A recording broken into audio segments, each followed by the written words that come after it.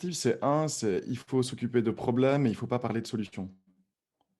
Donc trop souvent, on passe notre temps à parler de notre solution, notre solution, notre solution et très peu de temps à parler de problèmes. Donc ça se passe dans la communication, ça se passe dans la communication interpersonnelle, ça se passe dans tout, où au lieu de prendre du temps de réfléchir à un problème et à comment en sortir, on veut tout de suite arriver et proposer une solution. Et ça, je pense, c'est la première grande erreur. La deuxième chose, c'est qu'on voit souvent les relations comme une relation bilatérale. C'est je te parle, tu me réponds, je te donne quelque chose, tu me le rends. Alors que je pense que justement, les meilleures communautés, c'est toujours tripartite.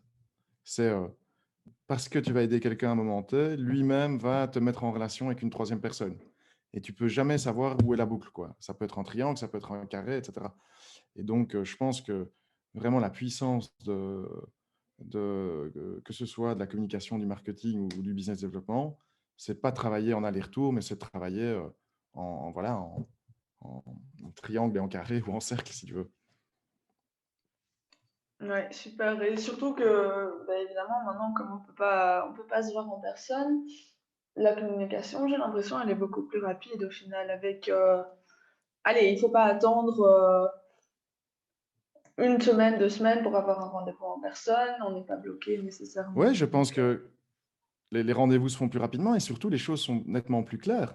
Donc, c'est dire mmh, aujourd'hui, les problèmes, encore une fois, je pense qu'il y a un an, tu t'aurais dit aux gens quels sont tes problèmes, ils t'auraient fait une liste grande comme un bras. Tu aurais dit, ouais, ou même les commerçants, je pense que même les commerçants qui sont fermés aujourd'hui, si tu leur as demandé il y a 6 mois, enfin il y a un an maintenant, ils t'auraient fait une énorme liste de problèmes.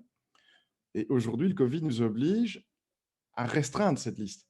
Donc, on va dire, c'est ou la trésorerie, ou la capacité d'ouvrir ou de fermer mon magasin, ou de recevoir des marchandises, mais ça nous oblige à cerner beaucoup plus précisément ce qui est critique de ce qui ne l'est pas.